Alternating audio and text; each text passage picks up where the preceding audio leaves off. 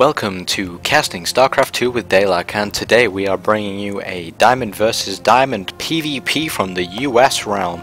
And without further ado, let's jump into this game.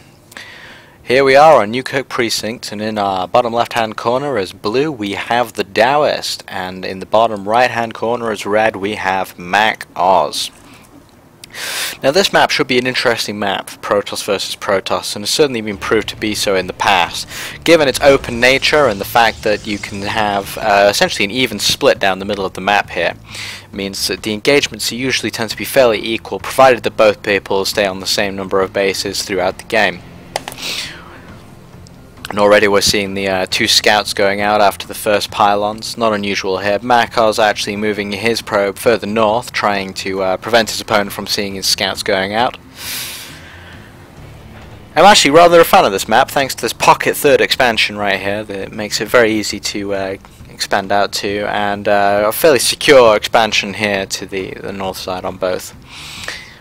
Probes going into each player's bases now. Mackoz just starting his first gateway in base, and likewise now with TheDaoist catching up. And the scouts going out and in. Protoss versus Protoss is actually a fairly interesting matchup. It usually requires build order wins, with certain things beating others. Gateway units taking a huge role throughout the majority of the game, so getting a good indicator of your opponent's gas count early on can be quite telling. Though almost all Protoss players will use some form of gateway attack during this, with a lot of the Protoss air units tending to drop off somewhat later game, not being as useful. Colossus though remaining very strong in Protoss versus Protoss. In this game though, bearing in mind that it is in Heart of the Swarm, I'm expecting to see some interesting stuff with the new Mothership Core. Of course, with the Mothership Core it's actually very possible to get scouting information on an opponent's base, and also to enable earlier blink stalker attacks through the use of the Mothership Core, as it's faster to get a Mothership Core out than it is to get an Observer. Of course, building only from the Nexus, requiring only 100 with a Cybernetics Core, which means you can get it before your Robotics Bay has even been placed down. TheDaoist aware though that Mackoz is only currently on one gateway, not knowing that the Cyber Core has gone down. Warp Gate of course starting now for Mackoz as soon as that hits. Interesting choice not to go for the Mothership Core before Warp Gate, but he's chronoing out some Stalkers now. And a little tussle over here as TheDaoist attempts to kill that scouting probe very quickly. Doesn't want it, knowing what's coming on here. TheDaoist Cybernetics Core lagging a little bit behind Mackoz's here.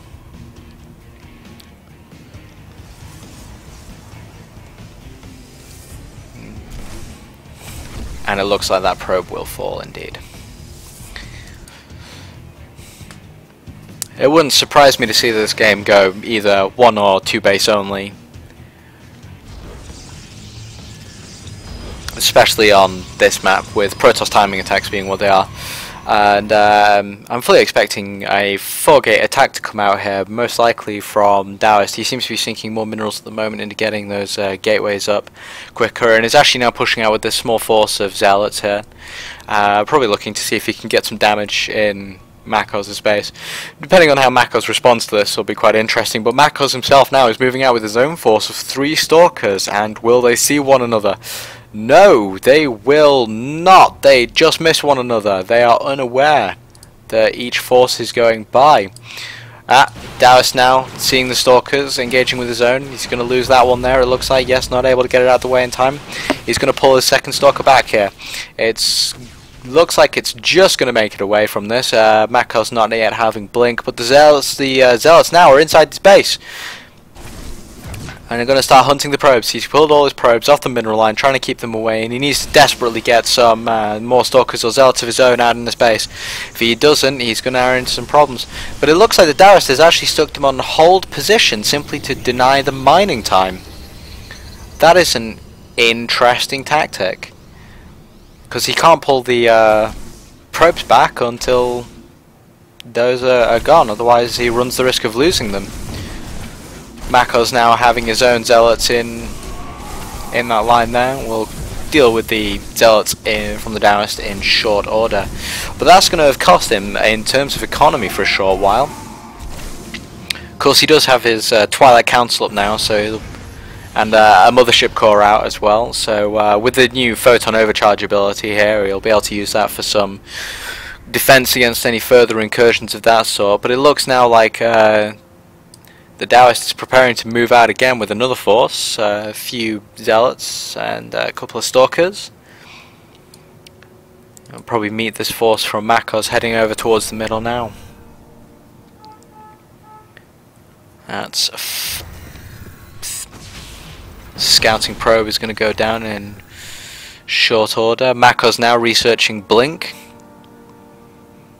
And the Daoist is building up a fairly substantial force of stalkers here.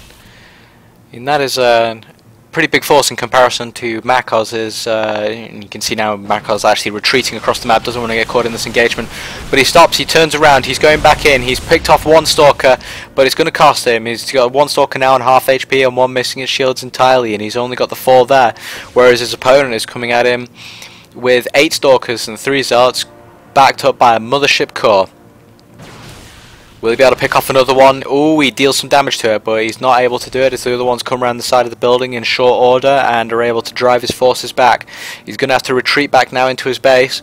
Of course, he does have the Mothership Core there for defense. Important to note, he does have there for defense, and he's chronoing now his warp gates to try and get some more units out. And he's got the sentry, but will he use it to force field the ramp? It doesn't look like he's going to. No, he's not using the force field. He's not using the force field, and the Daoist Mothership Core is dealing a lot of damage to these stalkers. First force field goes down, stops the cells from stalkers from coming up the ramp, but with the Mothership Core providing vision of the high ground, it's not stopping them. Mackoz's force here is getting whittled down bit by bit. Daoist constantly now reinforcing, resupplying. He's got a proxy pylon set up here, and he's building another proxy down here now. This looks like it could be a all-in attack here on 4 gates for the Daoist versus his opponent, who currently only has 5 stalkers and a zealot inside his base. That's not good for him. This force of 10 stalkers here is much bigger. Photon Overcharge goes down on the Nexus. That's going to keep some defense there for a while, force the Daoist to back off slightly, make him stay away from the Nexus, stop him from doing the damage that he wants to do. Mackoz now getting out as many zealots as possible, as quickly as possible, trying to chrono some more stalkers as well. Zealots going in. He's going to lose the Twilight Council of this attack, it looks like, and he manages to pick off one stalker, just blinking back to save his own. Photon Overcharge on the Nexus, still keeping the main force of the Daoist away from this at this point in time. But he just keeps sniping and manages to take out one of his stalkers, one of Mackoz's stalkers. Another gate now, just finishing up for Mackoz. The Daoist now going after the pylons. If he can wreck his Mackoz's power grid here, it could be game over. As it is, it's going to be very difficult to Mackoz to hold. He's now supply blocked, and his opponent has free reign to do whatever he wants behind this. But his opponent is not actually attacking or expanding. He's going for an observer here, as you can see, but no expansion coming out behind this. It looks like Daoist wants to go all in. He wants to win with this. Photon Overcharge, though, from that Mothership Core is basically keeping Mackoz in this game. He's restricted, though, to 3 gates here. Another round of warpins here. He's forced his building back up again. If he can keep these microed well enough, he may well still be able to hold this attack off. His opponent's still not warping in anything. It's getting dangerous now. More warpins. That Photon Overcharge is pretty much the only thing keeping Mackoz alive in this game at this point in time. His force of stalkers is about equal to that of his opponent now. The Daoist isn't paying attention to this fight, though, and Mackoz is coming in. He's going to kill these units. They're on hold position. The Zealot's not even moving to fight back. He's going to pick them off. He's giving his army away for free. The Daoist now realizing his mistake, trying to pull the units over to the side. The sentry goes down. Stalkers coming in now, and the rest of the Stalkers. It looks like this could be a crushing victory here for Mackoz. He's going to stop his opponent from being able to perform any more harass with these. No more warpins from Daoist at that proxy pylon. More warpins for Mackoz, though. He's cleared up this force in his main, and he's now going to go down the ramp and try and take out that pylon. No more warpins from the Daoist. He's just expanded to a natural, though. Now it's coming down. and it looks like he's going to go for his robotics bay with the intention of going Colossi. Mackoz now trying to expand off the back of this, using the opportunity, a brief lull in combat to get down another base, trying to keep up with his opponent. Mackoz now of course going to may well try and move out, try and deal some damage to his opponent in response to this. His opponent only got 1 immortal and 3 stalkers back at the base. This is a pretty nice force coming in from Mackoz here, especially with the blink that he's got. Maybe able to get up some on the high ground very quickly. Get around those immortals. Mothership core come down, of course. The observer moving out from the Daoist, trying to find out where his opponent is going. He still, of course, has this proxy pylon here, though, that he could use to do a backdoor attack on Mackoz with. He's now at his opponent's front door with 8 stalkers. It looks like a slight reversal of fortunes here. The Immortal's going to make it very easy for the Daoist to hold, though, at this point. Photon overcharge going off as well. It's going to keep those stalkers out of the front door. More reinforcements coming in, though. He's building more back at his base here. And it looks like first Colossus out for the Daoist. Now, provided he can keep that Colossus well screened with his units, it will absolutely cut apart the stalkers of his opponent and any zealots that he brings forwards. And he can always sit it on the high ground and have it fired down. Engagement coming in now. Mackoz loses a couple of stalkers and blinks away. His opponent giving chase slightly and then deciding to retreat, thinking better of it perhaps, as they're both trying to get their additional bases set up. Daoist going more into Immortals now. Good choice against the Stalkers, being able to tank Stalker hits very effectively and using them as a screen for the Colossi is going to help keep them alive. Mackoz, of course, following suit, getting Immortals of his own now that he's seen the Colossus. It's important to get Immortals against Colossus, of course, as they reduce the amount of damage that the Colossus do, and also are able to kill them in fairly short order. It's going to be a question now of which race can ball the hardest.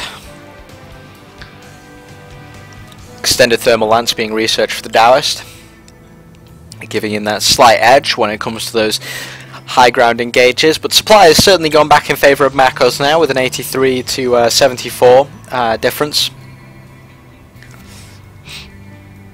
The Daoist scout coming in now. It's picked up by the observer of Mackoz though, and is taken out. And Daoist now moving out his force across the map. 2 Immortals, decent force of about 7 Zealots with a Sentry, 3 Stalkers, and he's got his Colossus there. It's a fairly chunky army, and he got the Mothership core to back them up. Good time warp micro in this could have a huge effect though. Time warping the Stalkers to slow down their DPS could be quite brutal. But it looks like the Mackoz wants to go for a little bit of Warp Prism play here. We get a little bit of drop harass as his first Warp Prism has come out, and he's picked up 2 Immortals straight away. Daoist hiding his main force off up to the northern side, while Mackoz is now heading out with that Warp Prism. This could now be a race. If Mackoz's drop gets there before the Daoist's force arrives at Mackoz's front door, then he may well be forced to pull that army back to try and deal with this. 2 Immortals in his base could cause a lot of damage unless he can get some Zealots out. I mean, he's got some minerals banked, but not enough really to get a decent force of Zealots out.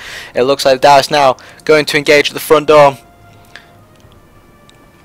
He's got, of course, that proxy pylon there to warp him with, but the Mackoz has a decent force at the front. He manages to pick off 1 Stalker straight away. The Zealot goes down though, followed out, and of course in the interim time he's dropping those Immortals inside his opponent's base. And now has the opportunity to warp in there, but they've got a frontal engagement here. Mackoz's base, Colossus versus Colossus. Mackoz has the high ground advantage though the Daoist does have the extended thermal lance. Blink micro back those Stalkers is keeping them alive. He drops several of the Daoist Stalkers. The Photon overcharge now going to work as well. The Immortals are going down.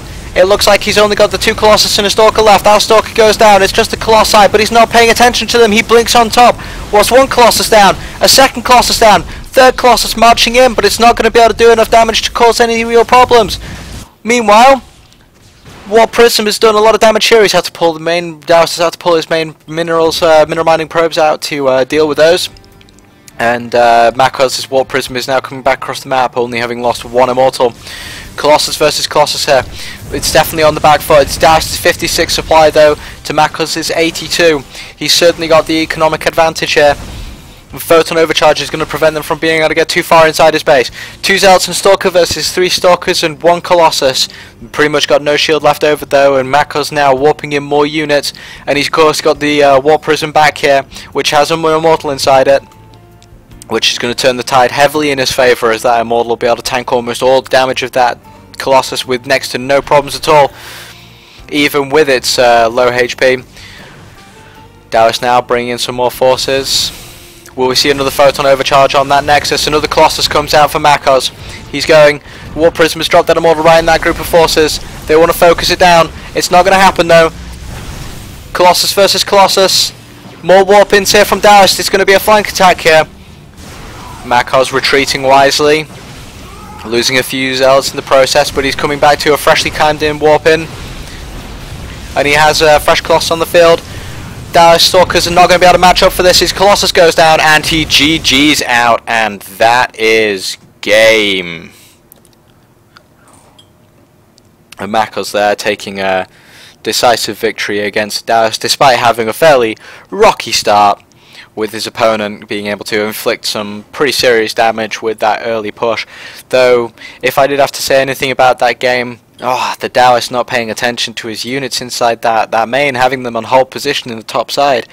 I mean, yeah, leaving them on hold position a good idea, but not paying attention to that fight cost him so many Stalkers. That could have been a completely different game.